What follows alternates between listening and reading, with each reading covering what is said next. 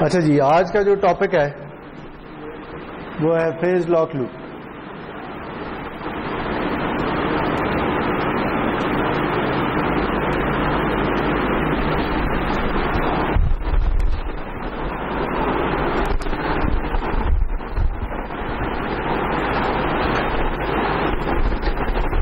ये आखिरी टॉपिक है और इस पे शायद पूरा टाइम 1.5 घंटा है हमारे पास, बना लेगा उससे पहले ही खत्म हो गया। अच्छा, लेकिन ऐसे इन जनरल कहते हैं क्या, ऐसे कहते हैं जी PLL। और PLL जो है ना, वो आप समझ लें कोई भी ऐसा कम्युनिकेशन सिस्टम नहीं है जिसमें PLL ना हो। ठीक है, PLL का मकसद क्या है? PLL का मेन मकसद ये होता है कि आप किसी फ्रीक्वेंसी या किसी एंगल को ट्रैक कर सकें। ठीक है, ट्रैक करने का क्या मतलब है?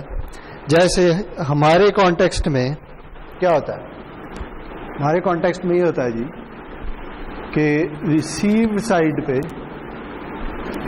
हमें जो सिग्नल मिलता है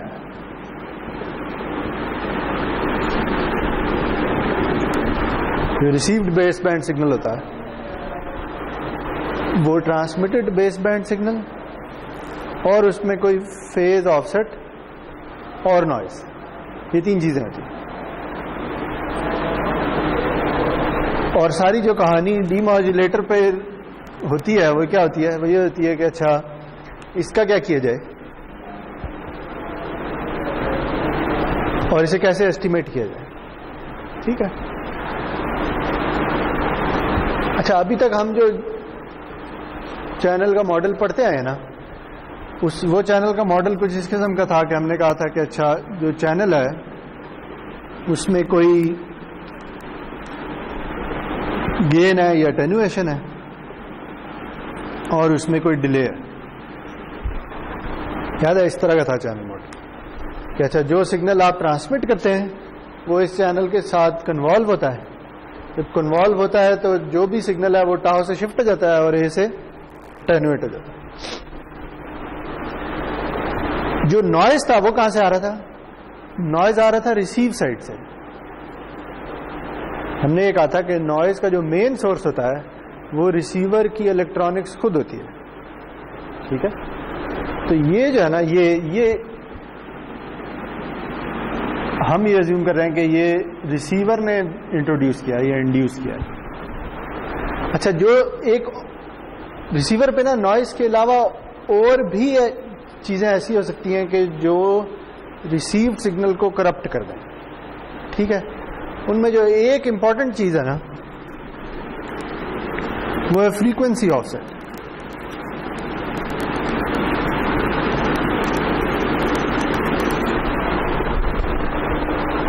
फ्रीक्वेंसी ऑफसेट का क्या मतलब है जी? देखें, अगर आपको याद हो कि जब हम बेस बैंड से बैंड पास में कन्वर्जन करते हैं तो हम क्या करते हैं?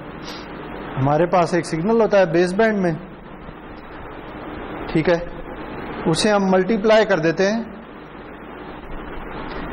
एक कॉम्प्लेक्स एक्सपोनेंशियल के साथ जिसकी फ्रीक्वेंसी कैरियर फ्रीक्वेंसी के इक्वल होती है और फिर उसका रियल पार्ट ले लेते हैं।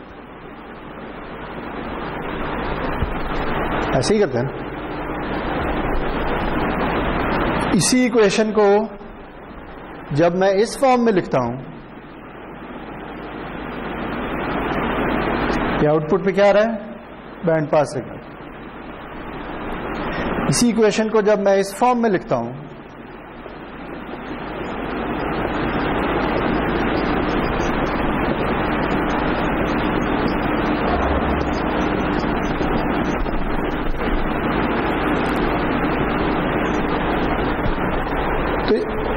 उसको इस तरह भी लिखा जा सकता है। याद है, ये हमने इसे कैनोनिकल फॉर्म का नाम दिया था। इसमें 2-3 डिफरेंट तरीके हैं, ये रियल इमेजिनरी में लिख लें, एक मैग्नीट्यूड फेज में लिख लें, इस तरह से। अच्छा, इसमें क्या होता है? ये हमें ये कह रही है कि अच्छा जो XZT है उसमें असल में रियल और इमेजिनरी कंपोनेंट्स हैं या I और Q कंपोनेंट्स हैं। तो ऐसा करो कि जो रियल है उसे इससे मल्टीप्लाई कर दो, और जो Q कंपोनेंट है उसे किससे मल्टीप्लाई करो? साइन के साथ, ठीक है। और साइन हमें पता है कैसे आता है, कोसाइन को अगर 90 डिग्री का शिफ्ट दे दे तो साइन मिल जाता होता है,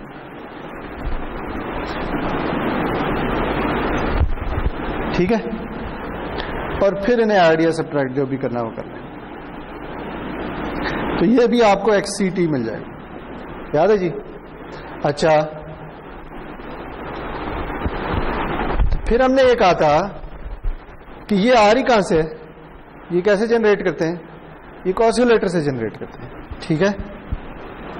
तो हम ये कह सकते हैं कि यहां पे कोई ऑसिलेटर लगा हुआ है, या हम ये कह सकते हैं जो अभी हमने रिसेंटली एक चीज पढ़ी है कि यहां पे एक VCO पड़ा हुआ है, याद है। VCO भी वही चीज थी, वोल्टेज कंट्रोल्ड ऑसिलेटर। उसे आप कोई वोल्टेज दें तो वो उसके मुताबिक आपको फ्रीक्वेंसी का सिग्नल जनरेट कर देगा, ठीक है।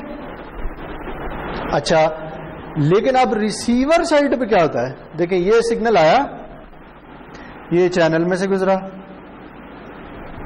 ठीक है, चैनल में से गुजरा, अब रिसीव हुआ, ये रिसीवर साइड शुरू होगी, ठीक है। रिसीवर पे इसका उलट काम होगा, याद है। बैंड पास को वापस बेस बैंड में कन्वर्ट करेंगे। जब कन्वर्ट करना होगा तो ये जो रिसीव्ड सिग्नल है इसको वापस एक कोसाइन और साइन के साथ मल्टीप्लाई करेंगे, याद है। जो बैंड पास से बेस बैंड में कन्वर्जन थी, तो अगेन इसी तरह का काम हो रहा था, और फिर आगे जो भी करना है, याद है बातें। अच्छा, जो चीज इंपॉर्टेंट है ना वो ये है कि देखें, इधर भी आपको एक VCO चाहिए या ऑसिलेटर चाहिए, और इधर भी आपको ऑसिलेटर चाहिए, ठीक हो गया। ये ऑसिलेटर ट्रांसमीटर पे है और वो वाला ऑसिलेटर रिसीवर पे है, ठीक है। तो रिसीवर को तो नहीं, रिसीवर को ये पता है कि कैरियर फ्रीक्वेंसी क्या है, ठीक है। लेकिन अगर ये वोल्टेज कंट्रोल्ड ऑसिलेटर है या वैसे कोई ऑसिलेटर है जो इस फ्रीक्वेंसी की टोन जनरेट कर रहा है, तो ऐसा पॉसिबल नहीं होता कि अगर से फॉर एग्जांपल आपकी कैरियर फ्रीक्वेंसी है 10 मेगाहर्ट्ज, तो उधर भी एग्जैक्टली 10 मेगाहर्ट्ज का सिग्नल जनरेट हो रहा हो और इधर भी एग्जैक्टली 10 मेगाहर्ट्ज का सिग्नल जनरेट हो रहा हो, क्योंकि फिजिकल डिवाइसेस में ये पॉसिबल ही नहीं है कि आप, क्योंकि इसमें ये जो ऑसिलेटर है ये खुद भी तो एक डिवाइस है ना, इसमें भी तो नॉइज होगा, तो इसलिए इसकी फ्रीक्वेंसी जरूरी नहीं कि 10 मेगाहर्ट्ज ही हो, प्लस माइनस कुछ एरर भी हो सकता है। समझ आ रही बात। ये जो एरर है जितना भी है, यूजुअली अगर से 10 मेगाहर्ट्ज है ना, तो टिपिकली इसका जो एरर होगा वो होगा 100 हर्ट्ज, 1000 हर्ट्ज, 200 हर्ट्ज, इतना होता है, ठीक है। इसकी एक, यानी जब भी आपको ऑसिलेटर खरीदते हैं ना, तो उसकी साथ एक्यूरेसी बताई हुई होती है कि अच्छा इसमें मैक्सिमम एरर कितना आ सकता है, ठीक है। तो एरर इस साइड पे भी हो सकता है और एरर इस साइड पे भी हो सकता है, लेकिन हम ये कहते हैं कि अच्छा चलो अज्यूम कर लो जो भी ट्रांसमीटर की फ्रीक्वेंसी है वो परफेक्ट है, सारा एरर इस तरफ है, एक ही बात है, ठीक है। यानी देखें ना, अगर ट्रांसमीटर चल रहा है 10 मेगाहर्ट्ज माइनस 10 हर्ट्ज पे और रिसीवर चल रहा है 10 मेगाहर्ट्ज प्लस 100 हर्ट्ज पे, ठीक है, तो हम ये भी तो कह सकते हैं ना कि टोटल एरर जो है वो ये कह सकते हैं ना, समझारी बात। तो यानी हम एरर सिर्फ एक साइड पे कह रहे हैं, दूसरी साइड को परफेक्ट अज्यूम कर रहे हैं, क्योंकि दोनों साइड का एरर एक साइड पे डाला जा सकता है। अच्छा, लेकिन आप देखिए अब क्या होगा कि ये जो एरर है इसका मतलब ये है कि फ्रीक्वेंसी एग्जैक्टली 10 मेगाहर्ट्ज नहीं है, बल्कि उसमें थोड़ा सा ऑफसेट है। ऑफसेट का मतलब होता है कि इधर या उधर। इस ऑफसेट से क्या होगा, इस ऑफसेट से ये होगा कि वो जो सिग्नल जो आपका -FC और FC पे पड़ा हुआ है, उसे जब आप वापस बेस बैंड पे लाएंगे तो क्या होगा, वो एग्जैक्ट 0 पे नहीं आएगा, बल्कि थोड़ा सा इधर या उधर शिफ्ट हो जाएगा। क्यों? क्योंकि ये जो एरर है, ये एरर इधर भी तो आएगा ना। अगर आप बेस बैंड से बैंड पास में जाते हुए 0 से 10 मेगाहर्ट्ज पे गए थे, अब आपने 10 मेगाहर्ट्ज एग्जैक्टली अगर कैरियर फ्रीक्वेंसी जनरेट किया, फिर वापस 0 पे आ जाएंगे। लेकिन अगर कोई एरर है तो वो एरर इधर शिफ्ट के तौर पे आ जाएगा। ये बात समझ आ रही? तो ये चीज इस तरह नहीं होगी, बल्कि इस तरह से हो जाएगी। तो ये वैल्यू, ये शिफ्ट कितना है, ये जितना भी एरर है उतना शिफ्ट होगा। ठीक है। तो ये एक और मसला है जो रिसीवर पे आपको हल करना होता है।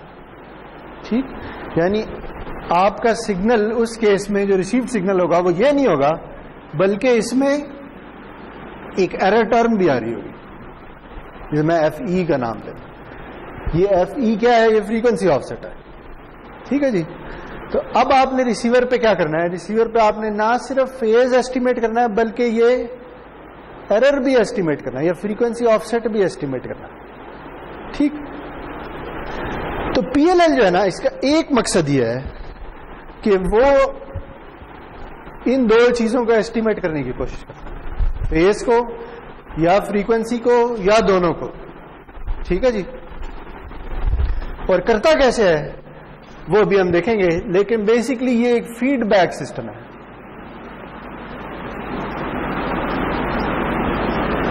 फीडबैक सिस्टम क्या होता है? याद है हमने सिग्नल सिस्टम्स में शायद पढ़ा था। एक फीड फॉरवर्ड सिस्टम होता है, एक फीडबैक सिस्टम होता है।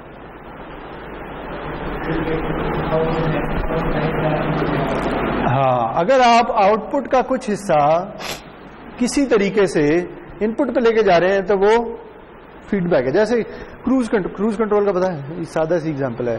क्रूज कंट्रोल होती है जब आप गाड़ी ड्राइव कर रहे होते हैं ना, तो कुछ गाड़ियों में ये ऑप्शन होती है कि आप उसे ना एक कांस्टेंट स्पीड दे दें कि अच्छा मैं ना, जैसे आप मोटरवे पे जा रहे हैं, स्पीड लिमिट है 120, जो आप चाहते हैं कि मैं 120 से ऊपर ना जाऊं, तो आप ना गाड़ी को कहेंगे कि अच्छा जो तुम्हारी टारगेट स्पीड है ना वो है 120 किलोमीटर पर आवर।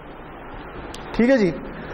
उसके बाद जब आप ये सेट कर देंगे ना, फिर आप एक्सीलरेटर से पांव हटा लेंगे और गाड़ी खुद ब खुद 120 किलोमीटर पर आवर पे चलती चली जाएगी। ठीक।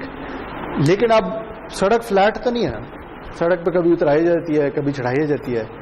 तो अब उस केस में गाड़ी को खुद डिसाइड करना है कि मैंने रेस बढ़ानी है या कम करनी है, या दूसरे अल्फाज में मैंने इंजन को फ्यूल ज्यादा देना है या कम देना है।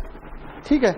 तो वो कैसे होगा? वो ऐसे होगा कि गाड़ी हर वक्त स्पीड को मॉनिटर कर रही होगी। ठीक है जी। बात समझ आ रही है? यानी आपके पास स्पीडोमीटर से स्पीड आ रही है, सही है। एक आपका रेफरेंस है, रेफरेंस इस केस में क्या है? 120। ठीक है। आप क्या कहेंगे? इन दोनों का एरर कैलकुलेट कर लो। अगर तो ये एरर 0 है, यानी स्पीड जो स्पीडोमीटर में जो एक्चुअल स्पीड है गाड़ी की वो भी 120 है, आपने सेट भी 120 करनी है, फिर तो कुछ करने की जरूरत नहीं है। जो हालात हैं ठीक है, जितना फ्यूल इंजन को जा रहा है उतना ही देते रहो, ऐसे ही करना ना। तो बेसिकली आपके पास ये एक एरर सिग्नल आ गया। ठीक है। अब अगर स्पीडोमीटर की स्पीड ज्यादा है और आपकी स्पीड कम है, तो फिर ये एरर जो है ये पॉजिटिव हो जाएगा। इस केस में आपको क्या करना है? इस केस में आपने जो इंजन को फ्यूल जा रहा है उसे कम करना है। ठीक है। तो आप क्या करेंगे? ये एरर सिग्नल जो है ये किसी गेन के साथ, कोई गेन लगाएंगे, कोई भी वैल्यू हो सकती है। ठीक है। और फिर वापस इंजन को फीड कर देंगे। ठीक है जी। अब ये इंजन जो है ना ये इस एरर से ड्राइव हो रहा है। अगर एरर 0 है तो जो फ्यूल इंजन को जा रहा है बस वो उतना ही जा रहा है, ना कम होता है ना ज्यादा होता है। ठीक है। अगर एरर पॉजिटिव है तो आप फ्यूल कम करना शुरू कर देते हैं यहां तक कि एरर 0 हो जाए, और अगर एरर नेगेटिव है तो फ्यूल ज्यादा करना शुरू कर देते हैं यहां तक कि एरर फिर 0 है। ठीक है। और ये चीज वापस इधर जारी होगी। ठीक है। ये चीज सॉरी इधर नहीं जारी होगी बल्कि इधर जारी होगी। ठीक है जी, तो ये समझ आ रही है। ये किस्म का फीडबैक है। फीडबैक का मतलब ये है कि आपकी आउटपुट ये है एरर सिग्नल, या आपकी आउटपुट ये है जो आपकी स्पीड है, ठीक है। लेकिन आप आउटपुट को टैप करते हैं, उसमें से एक एरर सिग्नल निकालते हैं और उस एरर सिग्नल से वापस इंजन को ड्राइव करना शुरू कर देते हैं, ठीक है।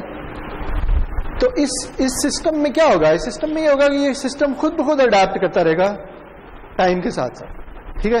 उतराई आई, स्पीड कम हो जाएगी।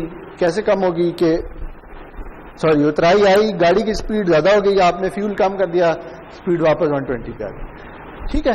तो अगर ये रेफरेंस है तो आप हमेशा इसके इर्द गिर्द कहीं फिर रहे होंगे, सही जी। और ये सिस्टम खुद ब खुद ट्रैक करता रहेगा। तो ये मेन मकसद है फीडबैक सिस्टम का। अब हमने क्या करना है? हमने भी कुछ इसी तरह का काम करना है। हमने क्या करना है कि ये वाली जो चीज है इसे किसी तरीके से एस्टिमेट करना है या इसे अपने सिग्नल में से खत्म करना है, ठीक है। तो देखें हम क्या करेंगे।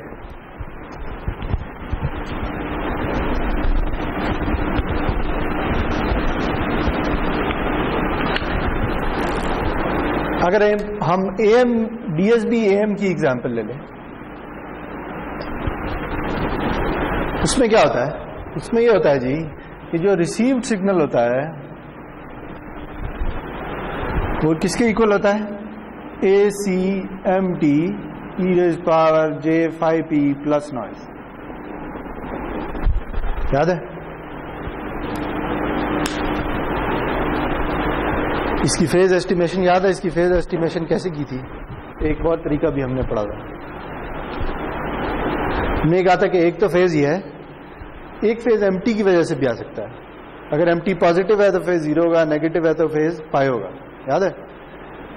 तो इसके फेज को खत्म करने के लिए हमने क्या किया था? हमने कहा था इसे स्क्वायर कर लो। इसे जब हम स्क्वायर करेंगे तो यह आ जाएगा AC² m² t e⁻j⁵p। इसका फायदा क्या होगा? इसका फायदा ये होगा कि ये वाली क्वांटिटी अब हमेशा के लिए पॉजिटिव हो जाएगी, तो इसका फेज 0 हो जाएगा और हम सिर्फ ये वाला फेज एस्टिमेट कर सकते हैं, ठीक है। इस तरह से कुछ किया था, याद है जी? लेकिन अगर हमने इस पे अब इसी फेज को हमने PLL से एस्टिमेट करना है, ठीक है जी। तो हम क्या करेंगे? देखिए हमारे पास एक सिग्नल आ रहा है YZT, ठीक है। हमने ना एक ऑसिलेटर लगाया है, ठीक है, जो मुझे एक एस्टिमेट दे रहा है S5P का। मुझे नहीं पता 5P क्या है। S5 ये बिल्कुल उसी तरह है जैसे ये इंजन लगा हुआ है, ठीक है, और इंजन से आपको एक स्पीड मिल रही है, ठीक है। इसी तरह एक ऑसिलेटर लगा हुआ है जो कि आपको एक फेज दे रहा है, सही है। देखें ऑसिलेटर की आउटपुट क्या होती थी? वोल्टेज कंट्रोल ऑसिलेटर अगर है तो उसकी आउटपुट किस किस्म की होती थी, याद है? अगर ये एक VCO है और इसे मैं इनपुट दे रहा हूं XT, तो इसकी कुछ आउटपुट होगी, उसे मैं नाम दे देता हूं YT का। VCO क्या होता है? VCO ये होता है कि आप उसे जितना वोल्टेज देंगे उतनी ज्यादा वो फ्रीक्वेंसी जनरेट करेगा। वोल्टेज कम करेंगे फ्रीक्वेंसी कम हो जाएगी, वोल्टेज ज्यादा करेंगे फ्रीक्वेंसी ज्यादा हो जाएगी, ठीक है। तो ये क्या कर रहा होगा? ये इस तरह का काम कर रहा होगा, वही जो FM के केस में होता है। ये जो भी आप इसे सिग्नल दे रहे हैं ना, जो भी आप इसे सिग्नल दे रहे हैं, ये इसे इंटीग्रेट करता जा रहा होगा, ठीक है। अगर सिग्नल की वैल्यू बढ़नी शुरू हो जाती है तो इस इंटीग्रल की वैल्यू बढ़ती जाएगी, ठीक है, और टोटल फेज जो है वो टाइम के साथ बढ़ना शुरू हो जाएगा। फेज अगर बढ़ रहा है तो आपकी फ्रीक्वेंसी उसी हिसाब से चेंज होनी शुरू हो जाएगी। याद है फ्रीक्वेंसी और फेज में डेरिवेटिव और इंटीग्रल का रिलेशनशिप होता है, ठीक है। अगर ये कांस्टेंट वैल्यू है तो इधर भी ये कांस्टेंट आ जाएगा, ठीक है। इधर जब कांस्टेंट आएगा तो इसका मतलब क्या है कि आपको एक कांस्टेंट फ्रीक्वेंसी मिल रही है, क्योंकि जब आप इसका डेरिवेटिव लेंगे तो इंटीग्रल खत्म हो जाएगा, ठीक है। दूसरे अल्फाज में अगर आप वोल्टेज कंट्रोल्ड ऑसिलेटर को एक कांस्टेंट वैल्यू देना शुरू कर दें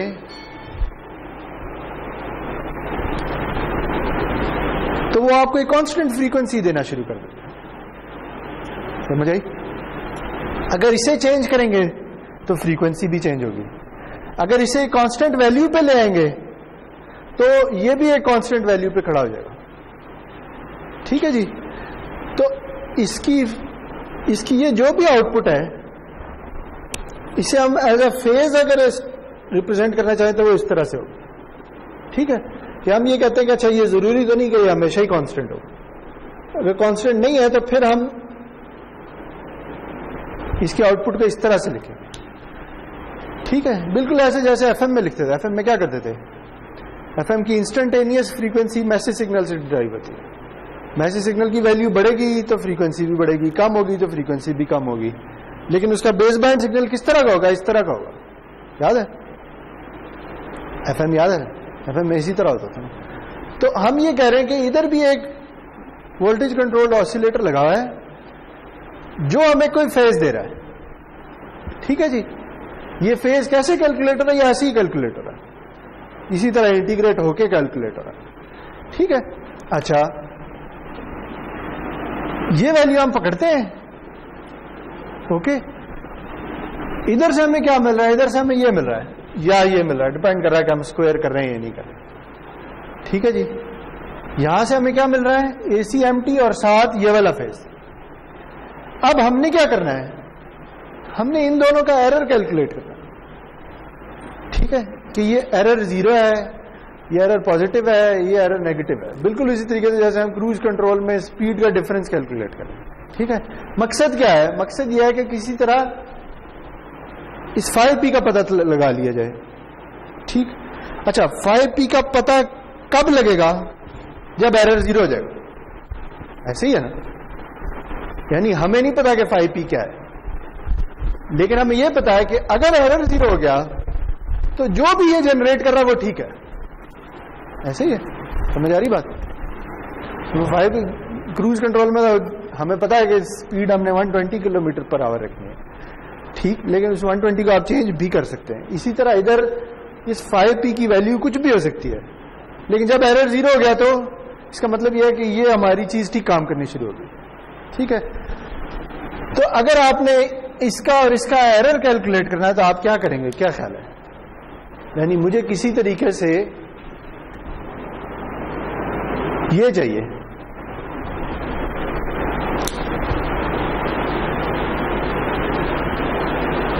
मिल मुझे क्या रहा है, e to the j5p और e to the j5p का एस्टिमेट।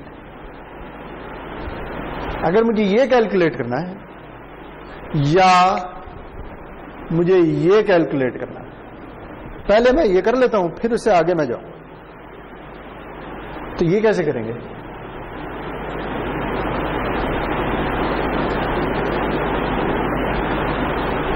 इसको इससे डिवाइड कर दें, ऐसे ही नहीं है। अगर मैं इसको इससे डिवाइड कर दूं, सॉरी, तो नेट रिजल्ट क्या आएगा, यही नहीं आएगा।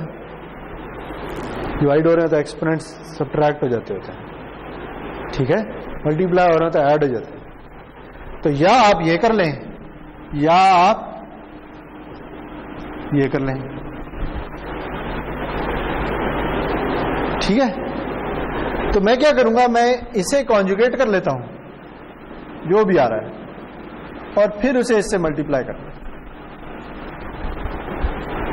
ठीक है। जब मैं मल्टीप्लाई करूंगा तो मुझे क्या मिलेगा, मुझे मिलेगा ACMT e⁻j5p माइनस 5p है।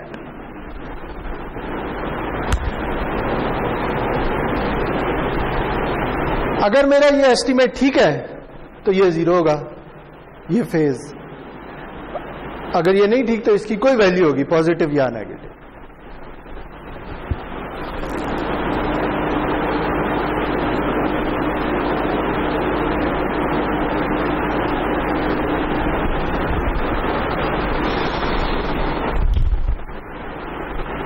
सही है। अगर ये पॉजिटिव है तो मुझे इसका फेज बढ़ाने की जरूरत है, अगर ये नेगेटिव है तो इसका फेज कम करने की जरूरत है। ऐसे ही है ना। अभी मसला यह है कि ये चीज इसके एंगल में आ रही है। मुझे कोई इस तरह की चीज चाहिए कि जो इस एरर से, अगर ये एरर कम होता है तो ये कम होती हो, बढ़ता है तो ये बढ़ती हो, इसी तरह का काम करना। क्योंकि अगर ये एरर पॉजिटिव है तो मुझे इसका फेज बढ़ाना है, ये एरर नेगेटिव है तो मुझे इसका फेज कम करना है। अभी ये मसला ये इसके फेज में बैठा हुआ है। तो देखिए, अगर मैं इसका इमेजिनरी पार्ट ले लूं तो मुझे क्या मिलेगा? मुझे मिलेगा ACMT। आगे क्या मिलेगा?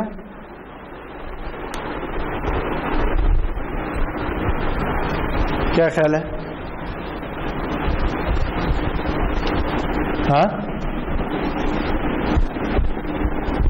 आगे मुझे मिलेगा sign of 5p minus 5p hat.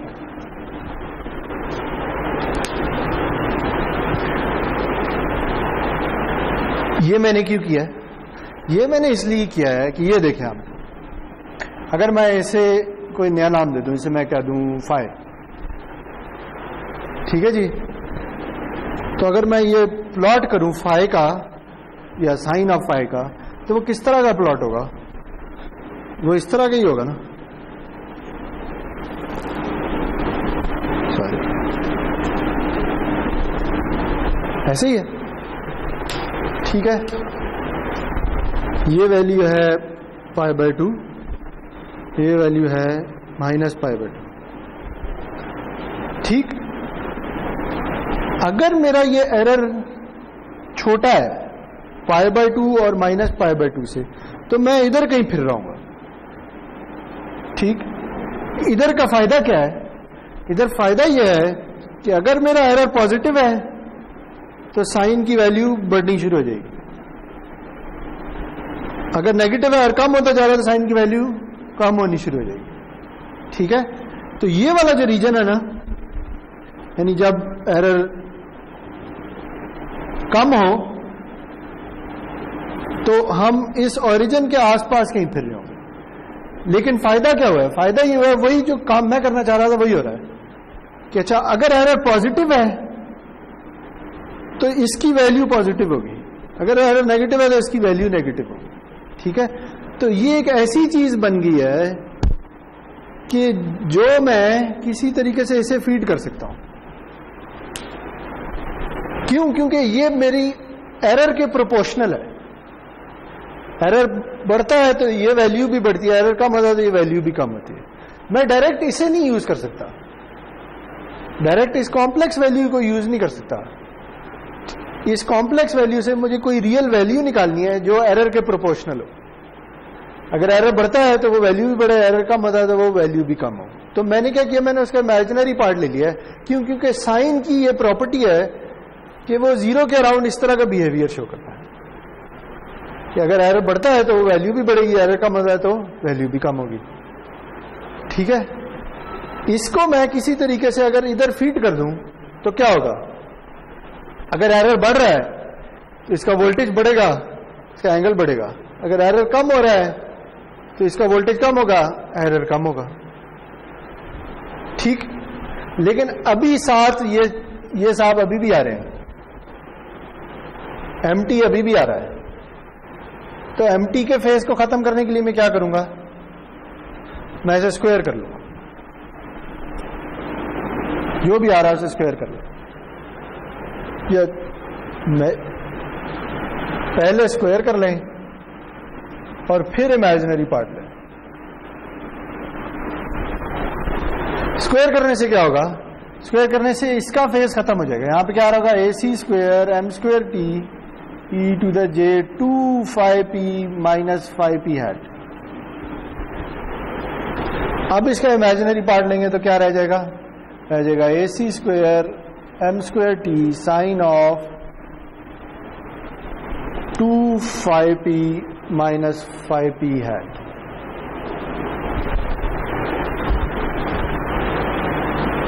ठीक है,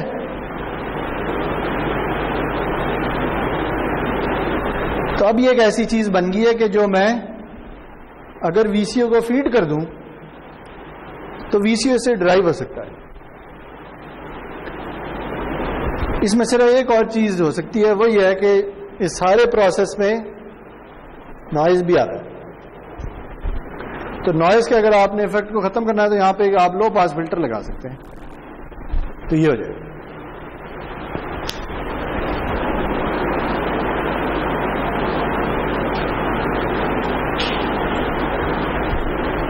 और इसकी मैक्सिमम और मिनिमम वैल्यू क्या है, ए सी स्क्वायर एम स्क्वायर टी। अगर आपको वोल्टेज कंट्रोल ऑसिलेटर को से वैल्यू -1 और 1 के बीच में चाहिए तो फिर, और ये वैल्यू ज्यादा होगी है, तो आपको इधर कोई गेन भी लगाना पड़ेगा, ठीक है, ताकि ये उसकी वैल्यू को कम या ज्यादा कर सके।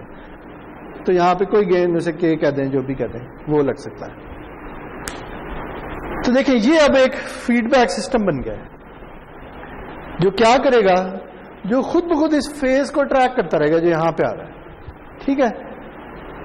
ये वोल्टेज कंट्रोल ऑसिलेटर आपको एक एस्टिमेट देगा, इस एस्टिमेट को आप इधर डालेंगे, अगर तो एरर 0 है तो कुछ भी नहीं होगा, ये वाली वैल्यू भी 0 आएगी, यानी सॉरी ये वाली फेज 0 हो जाएगा। यहां पे इमेजिनरी पोर्शन लेंगे तो साइन वाला पोर्शन 0 हो जाएगा, इसका मतलब यहां पे 0 आ रहा होगा, यहां पे 0 आएगा, तो in the end voltage controlled oscillator को जो चीज जा रही होगी वो 0 होगी। 0 होगी तो इसका मतलब जहां पे खड़ा वहीं पे खड़ा रहे, उसमें मजीद कुछ इंटीग्रल में कुछ मजीद ऐड नहीं हो रहा। तो इसका मतलब है कि जो फेज आ रहा है वो ठीक है, उसी पे चलते रहो। अगर नहीं है ठीक तो ये एरर पॉजिटिव या नेगेटिव हो जाएगा, नेगेटिव होगा तो ये वोल्टेज कंट्रोल ऑसिलेटर का फेज बढ़ जाएगा या कम हो जाएगा। देखिए इस सारे प्रोसेस का फायदा क्या हुआ है, इस सारे प्रोसेस का फायदा ये हुआ है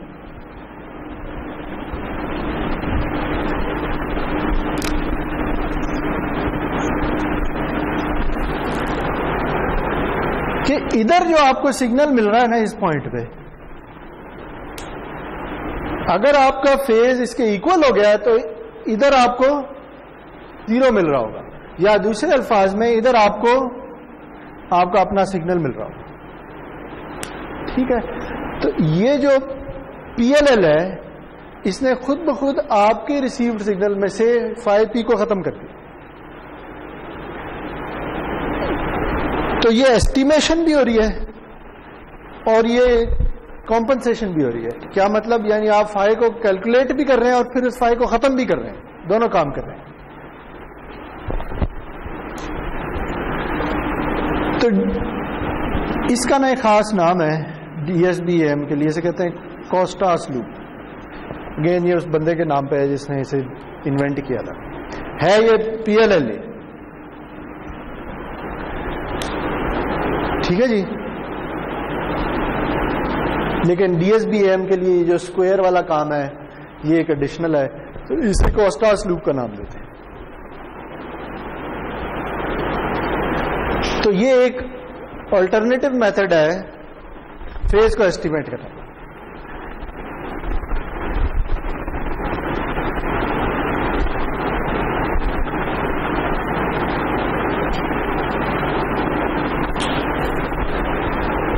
तो ये हमने एक एग्जांपल ली है जी DSBAM की, कि DSBAM में हम फेज को इस तरह से एस्टिमेट कर सकते हैं और फिर खत्म भी कर सकते हैं, ठीक है। इसमें जो मेन चीजें हैं वो क्या है, एक तो ये मल्टीप्लायर है, ठीक है। मल्टीप्लायर क्या कर रहा है, वो ये फेज का एरर हमें कैलकुलेट करके दे रहा है, ठीक है। या आप ये कह लें कि ये जो पूरी चीज है, ये वाला पोर्शन, ये आपको फेज का एरर डिटेक्ट करके दे रहा है। यहां पे जो वैल्यू आती है वो वैल्यू फेज डिफरेंस के प्रोपोर्शनल है। तो इस वाली चीज को कहते हैं फेज डिटेक्टर।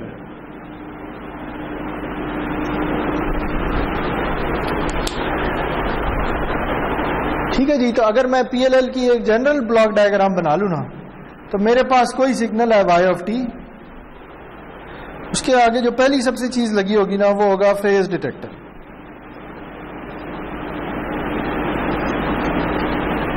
फेज डिटेक्टर क्या करेगा,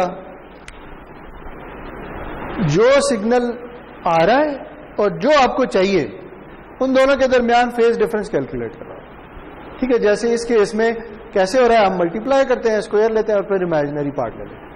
जरूरी नहीं ये एप्लीकेशन टू एप्लीकेशन ये वाली चीज चेंज भी हो सकती है कि अच्छा ये फेज कैसे कैलकुलेट करना है, लेकिन डीएसबीएम के केस में इस तरह से इन जनरल हम कह देते हैं कि अच्छा ये कोई फेज डिटेक्टर है जो ऐसी वैल्यू कैलकुलेट करता है जो एरर के प्रोपोर्शनल होती है। एरर ज्यादा होगा तो वैल्यू ज्यादा होगी, एरर कम होगा तो एरर वैल्यू भी कम होगी। अच्छा, उसके आगे क्या लगा है, उसके आगे ये चीज लगी हुई है,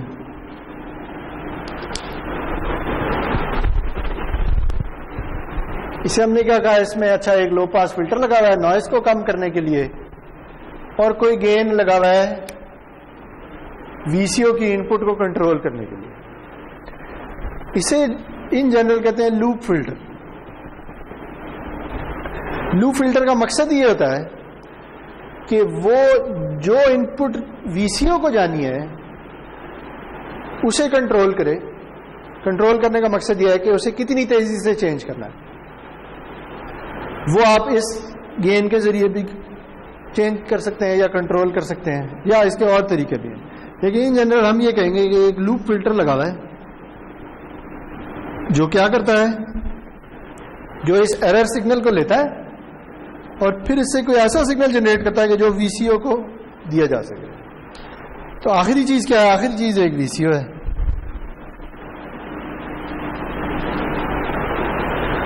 और वीसीओ की आउटपुट जो है वो वापस फेज डिटेक्टर में चली जाती है। तो ये पीएलएल की जनरल ब्लॉक डायग्राम, जिस सिग्नल को ट्रैक करना है वो वाईटी है, जो हमने खुद से जनरेट किया है उसका एस्टीमेट वो वीसीओ से आ रहा है। इन दोनों के दरमियान फेज डिफरेंस कैलकुलेट करेंगे, उस फेज डिफरेंस को लूप फिल्टर को देंगे। लूप फिल्टर उसे अटेन्युएट कर सकता है, उसे एवरेज कर सकता है, उसे कुछ भी कर सकता है, और फिर वो ऐसा सिग्नल जनरेट करेगा वो वापस वीसीओ को चला जाए और वीसीओ इससे कंट्रोल होगा। अगर आपका फेज डिफरेंस यहां पे 0 है तो इसका मतलब है कि आप जिस स्टेट में वीसीओ है वो बिल्कुल ठीक है, कुछ भी करने की जरूरत नहीं है। तो आप क्या करेंगे कि यहां पे जो भी इनपुट पहले जारी थी वही रखेंगे, मजीद उसे छेड़ेंगे नहीं। ठीक है, तो क्या होगा कि वीसीओ की आउटपुट भी उसी जगह सस्टेन रहेगी। अगर ये चेंज होता है तो एरर चेंज होगा, एरर चेंज होगा तो वापस ये उसे कॉम्पनसेट कर देगा। अब ये जो सिस्टम है ना, ये जो जनरल ब्लॉक डायग्राम है, ये जरूरी नहीं कि एक कांस्टेंट फेज को ही ट्रैक कर सके, ये एक टाइम वेरिंग फेज को भी ट्रैक कर सकती है। मतलब ये कि यहां पे जो सिग्नल आ रहा है अगर वो इस तरह नहीं है बल्कि वो इस तरह है, यानी ये जो फेज है, जो भी फेज है, ये कांस्टेंट नहीं है बल्कि टाइम के साथ चेंज हो रहा है। तो जैसे जैसे ये चेंज होगा ना उसी तरह एरर भी चेंज होता रहेगा और उसी तरह वापस वीसीओ हमेशा इसको ट्रैक करने की कोशिश करता रहेगा।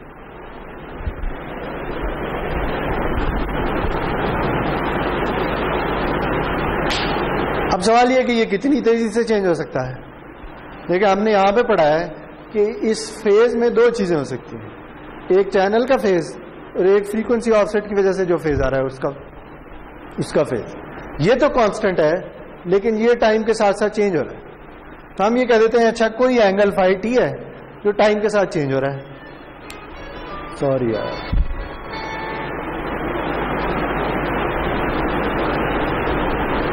ठीक है।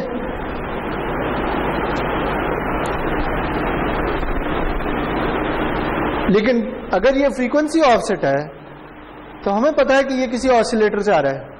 ऑसिलेटर की अगर हमें स्पेसिफिकेशन पता है तो हमें पता होगा कि इसकी मैक्सिमम वैल्यू क्या हो सकती है, ज्यादा से ज्यादा एरर कितना हो सकता है। तो हम इस लूप फिल्टर को इस तरह से डिजाइन करेंगे कि वो वीसीओ को उतनी तेजी या उतनी स्लोली कंट्रोल करें, क्योंकि अब क्या हो रहा है, अब ये फाई टी टाइम के साथ साथ चेंज हो रहा है। ठीक है जी, अगर चेंज हो रहा है तो आपने VCO का ऐसे कंट्रोल करना है कि ये भी साथ साथ अपने सिग्नल को चेंज करता रहे। ठीक है, तो ये जनरल ब्लॉक डायग्राम है PLL की।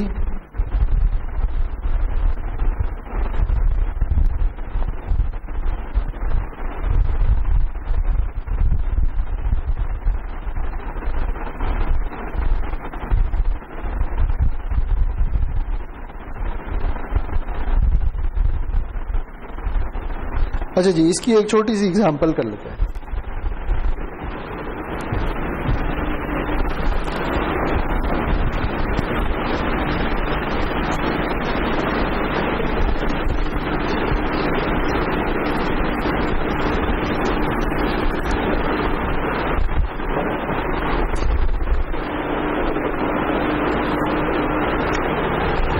से आपके पास जो इनपुट है ना, वो कोई साइन वेव है।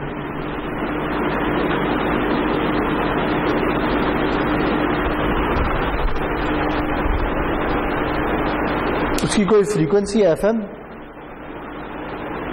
और उसमें कोई एंगल भी है, और से एंगल जो है ना वो कांस्टेंट है। ठीक है जी, यानी उसमें कोई फेज शिफ्ट है थीटा कांस्टेंट, और उसमें एक फ्रीक्वेंसी FM। तो टोटल जो फेज है वो टाइम के साथ साथ चेंज हो रहा है। ठीक है जी, और आपने इस थीटा का एस्टिमेट करना है। सही है, FM से आपको पता है जो भी FM की वैल्यू है।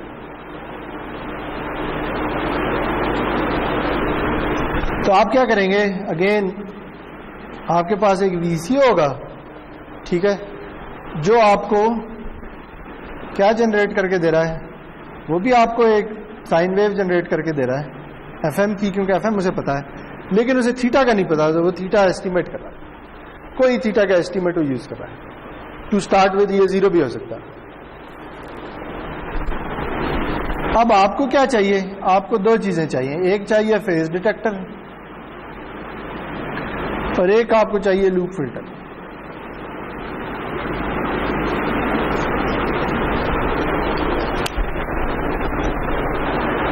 फेज डिटेक्टर ने क्या करना है,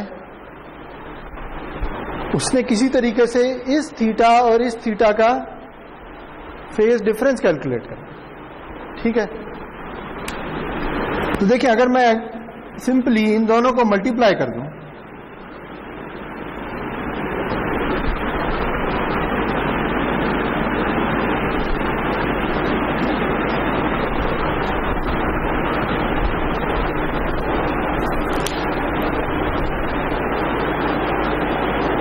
तो मेरे पास क्या आंसर आएगा, साइन इंटू कॉज क्या होता है, याद है, sine theta cos phi equals trigonometric identity, याद है, sine theta into cos phi इसके इक्वल होती है sine of theta plus phi plus sine of theta minus phi. इधर ऐड हो जाएगा, इधर सब्ट्रैक्ट हो जाएगा।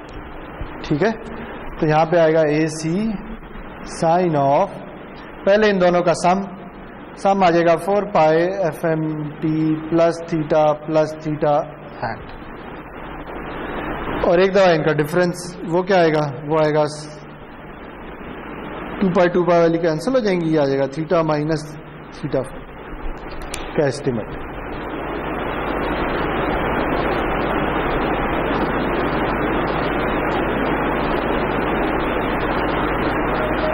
ठीक है,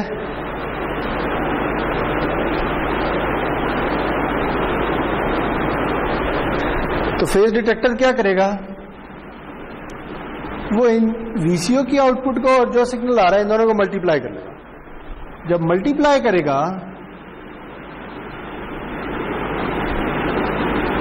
यानी इसके अंदर पहली चीज मल्टीप्लिकेशन,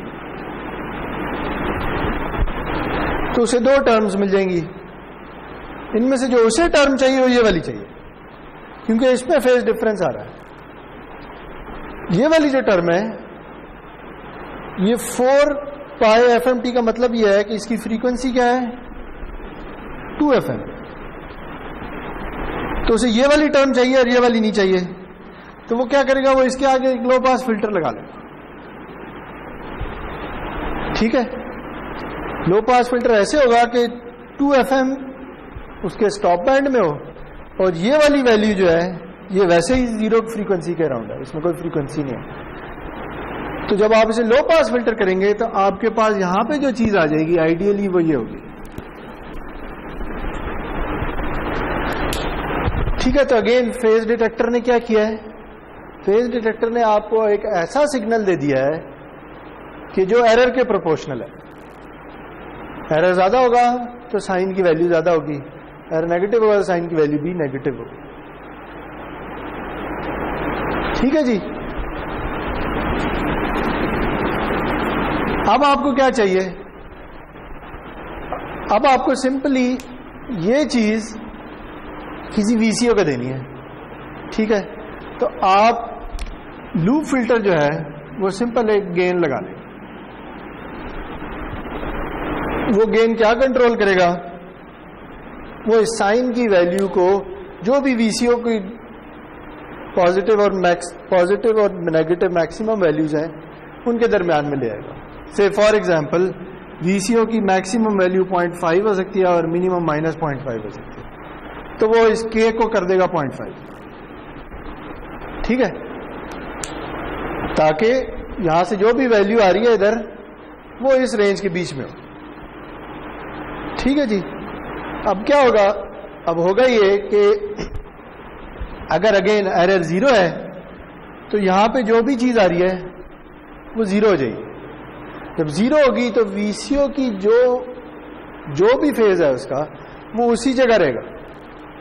ठीक है, क्यों, क्योंकि वीसीओ की इनपुट अगर xt है तो इसका फेज क्या होता है, अभी हमने देखा था, इसका फेज ये होता है।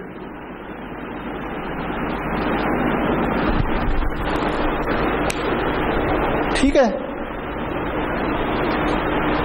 तो जो पहले फाई जनरेट हो रहा था अब मजीद x या मजीद इधर से और कोई चीज नहीं आ रही, यहां से 0 हो गया, तो आप इस टाइम को बढ़ाना भी शुरू कर दें तो इस इंटीग्रल की वैल्यू वहीं पे खड़ी रहेगी। बात समझ आ रही है, यानी फॉर एग्जांपल xt जो था ना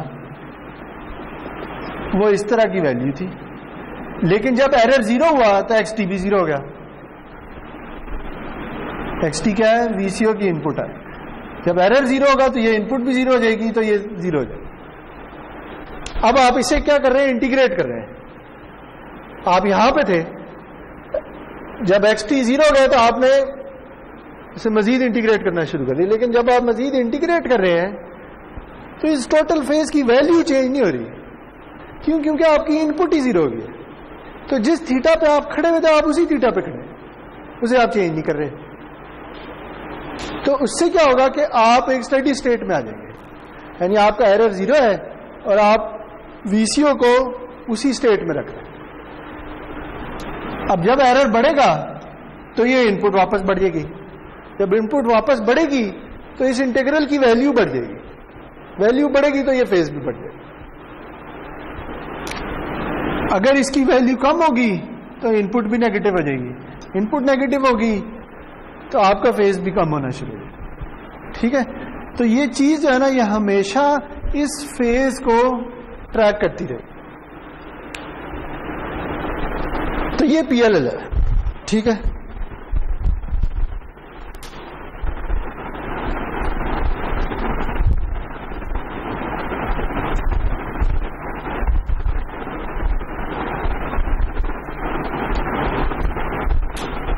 इससे ज्यादा इसकी सिंप्लीफिकेशन पॉसिबल हैं, लेकिन उसकी डिटेल में हम नहीं जा रहे।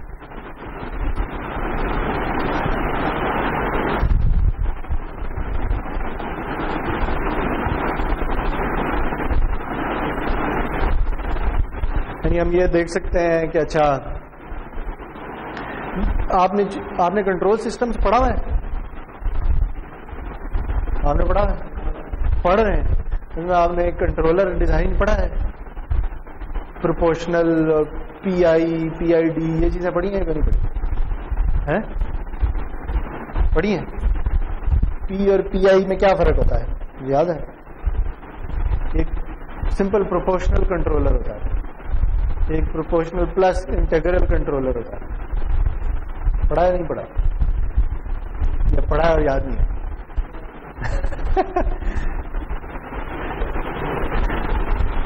तो ये ना बेसिकली जो पीएलएल है ना, वो कंट्रोल सिस्टम की एक बहुत अच्छी एग्जांपल है। मुझे नहीं पता, अगर आपने कंट्रोल सिस्टम पढ़ा है तो उसमें आपने इस तरह की कोई चीज, इस तरह की चीज पढ़ी होगी यार। ये कैसे होता है? फीडबैक सिस्टम नहीं पढ़े कंट्रोल में?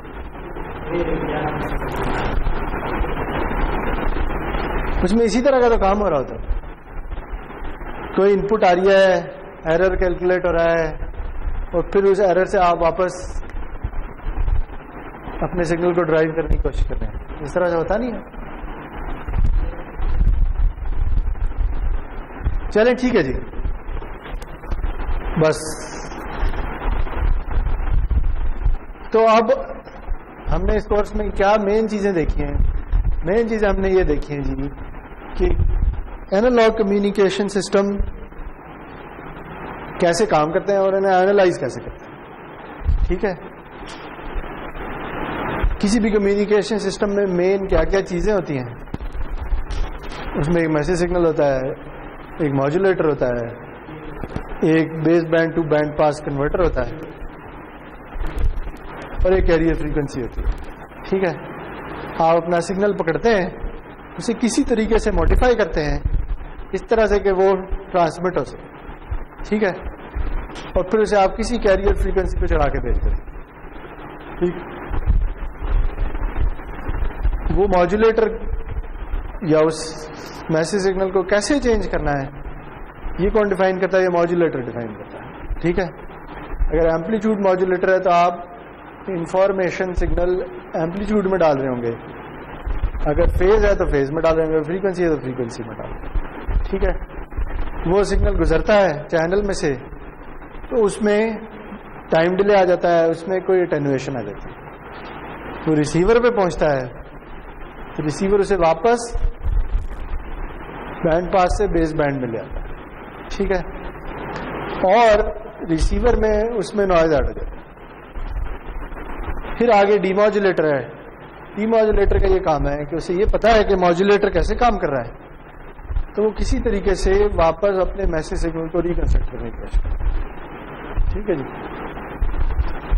तो उस डीमॉड्यूलेटर को हमने कैसे इवैल्यूएट करना है, वो हमने 3 डिफरेंट चीजें देखी थी कि अच्छा डीमॉड्यूलेटर की कॉम्प्लेक्सिटी क्या है, डीमॉड्यूलेटर की बैंडविड्थ एफिशिएंसी क्या है, या टोटल कम्युनिकेशन सिस्टम की बैंडविड्थ एफिशिएंसी क्या है, और उसकी फिडेलिटी क्या है।